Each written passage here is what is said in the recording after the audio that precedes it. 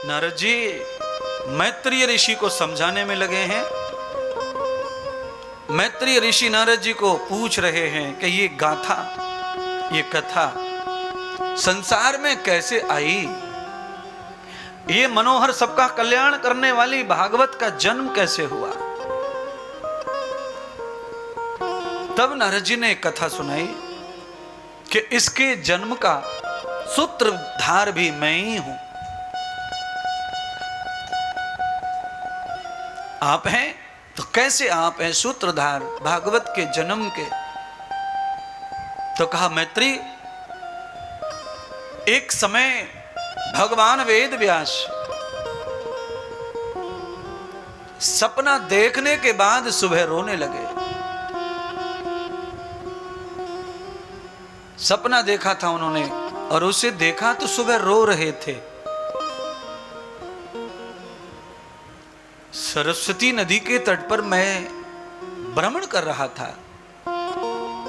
तब मैंने व्यास जी को पूछा कि भाई तुम तो ज्ञानी हो, महाभारत के, गीता के रचयिता हो, पुराणों के रचयिता हो, वेदों का अर्थ किया, वेदों के खंड किए, और एक ज्ञानी आदमी रो रहा है, चेहरे पर इतना दुख है।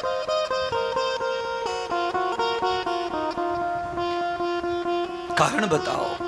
तो व्यास जी ने कारण बताया, मैंने सपना देखा है।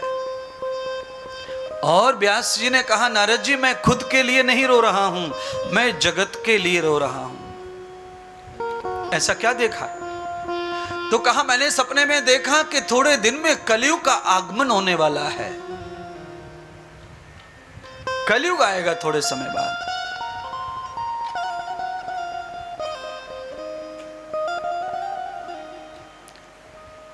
कलयुग में चारों ओर त्रासदी त्रासदी होंगी। माता पिता का अस्तित्व मिट जाएगा, भाई से भाई का प्रेम नहीं रहेगा, बेटियां पिता से युद्ध करेंगी संपत्ति पाने के लिए, भाई के साथ में कोर्ट कचहरी होगा, आचार्य विद्वान वेद से हीन हो जाएंगे और वो अंधविश्वास और पाखंड का सहारा लेकर ही अपनी पंडिताई चमकाएंगे और समाज को गर्त में ले जाएंगे। ऐसा युग आ जाएगा। लोग भजन ध्यान उपासना तप ब्रह्मचर्य से परे चले जाएंगे, भोग और विलास की ऑटोमेटिकली आर्टिफिशियल पूजा पाठ में रुचि करेंगे। ऐसा युग आएगा तो जीव का, मनुष्य का कल्याण कैसे होगा? अय्याशी के साधन जुटाने में आदमी एड़ी चोटी का जोर लगा देगा, पर धार्मिक होने के लिए तनक समय नहीं निकाल पाएगा। तो कलयुग में कैसे उद्धार होगा? मैं बस यही सोच के रो रहा हूं। आप कृपा करो नारद जी, कोई मार्ग बताओ।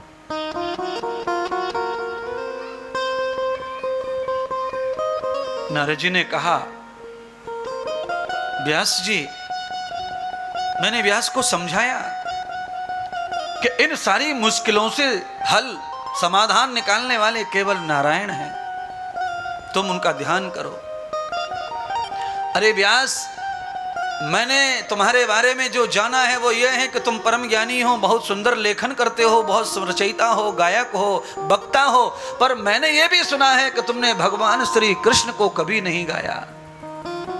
बंधुओं, आप चाहे कुछ भी गा लो, चाहे कुछ भी लिख लो, पर आपने राम नाम न गाया, राम नाम न लिखा, तो तुम्हारा सब 0/0 आएगा, कोई नंबर मिलने वाला नहीं है।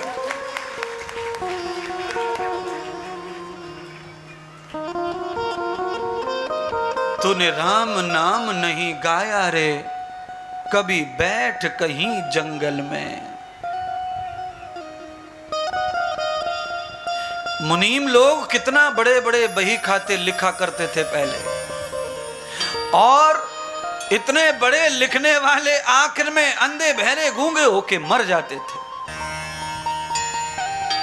बुरा हाल होता था मुनीम का बुढ़ापे में। क्यों? सिवाय झूठी माया के कुछ नहीं लिखा, हिसाब लिखता रहा दुनियादारी का।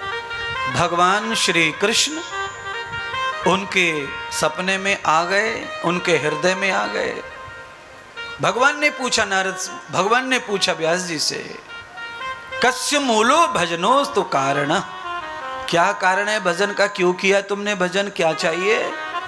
तो व्यास जी कहते हैं, प्रभु मुझे कुछ नहीं चाहिए, केवल आप अपनी लीला बताओ, लीला दिखाओ। आप अपने बारे में, अपने स्वभाव के बारे में मुझे बताओ। मैं दुनिया में ये गीत गाना चाहता हूं आपका। भगवान श्याम सुंदर ने अपनी संपूर्ण चरित्र, संपूर्ण लीलाएं भगवान व्यास जी के हृदय में प्रकट कर दी। भगवान व्यास लीलाओं को लेकर के जर्रे जर्रे में कथा का प्रचार करने लगे। भगवान वेद व्यास कथाकार हो गए और उन व्यास जी की वजह से आज इस गद्दी का नाम व्यास गद्दी है, व्यास पीठ है। बंधुओं, उन्होंने तो सच्चा बहुत कुछ पाया, पर हमारे जैसे जो नकली लोग हैं उनको भी सम्मान मिल रहा है इस गद्दी के चक्कर में। हमको कुछ नहीं आता है, हम तो ऐसे ही बाल बढ़ाकर बाबा बने बैठे हैं और बस सुना रहे हैं आपको। नारद के कहने से भगवान व्यास ने 6 महीने में कृष्ण जी को, नारायण को प्रकट कर लिया और उनकी संपूर्ण कथाओं को हृदय में पावन उतार लिया। जीवन पर्यंत भगवान व्यास कथा करते रहे। एक दिन तो हर आदमी का बूढ़ापा आता, भगवान व्यास जी के ऊपर भी जरा व्याधि, मलमूत्र का, कफ आदि का प्रकोप हो गया। व्यास जी कथा कहते, बीच में कफ आ जाता, व्यासपीठ अशुद्ध हो जाती। भगवान नाराज हो गए, मैं क्या करूं? अंदर उत्साह है पर शरीर में शक्ति नहीं है। उत्साह कभी नहीं मरता किसी का, यह ध्यान रखना। शरीर थक सकता है पर उत्साह नहीं मरता। इसीलिए घर में लड़ाई हो जाती सास बहू में, क्योंकि सास होगी बुढ़ी, घुटने टेढ़े पड़ गए। अब बहू का कुछ देखती है, सो रही है, काम पड़ा है, तो बहू के देख के सास में उत्साह वही जवानी वाला, पर काम नहीं कर रहा शरीर, तो कुछ नहीं तो मुंह से कुछ बोल बैठती है। मुंह से बोल बैठती है कि तेरी उम्र में, इस उम्र में तू खटिया में पड़ी है, काम पड़ो है और ये है वो है। तो बस बहू को बुरा लग जाता है, क्योंकि आशा तृष्णा ना मरे, कह गए दास कबीर। शरीर मर जाएगा पर आशा तृष्णा, मन की हिलोरें नहीं मरती कभी भी। आप देखना कोई बड़ो बूढ़ो बीमार है जाए ना, तो अलग से मालपुआ बनवावे। लाली बेटी, 1-1.5 महीना हो गया बुखार जाना रहो, आज कछु चटपटो बना ले। बताओ, 98 साल को बुढ़ो, चटपटो, यानी कि शरीर बुढ़ा हो गया पर मन बिल्कुल भी, मन चटपटाई है उसका। एक बार तो कह दो कि सही बताते महाराज आप।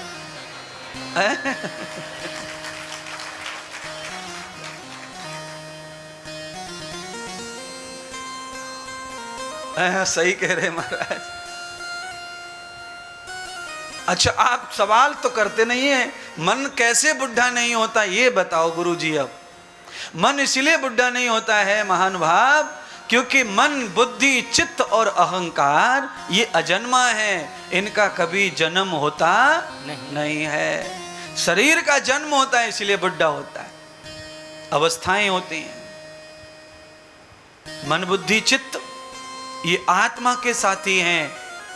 आत्मा निर्लेप है, ये आत्मा के निराकार अजन्मा के संगी है।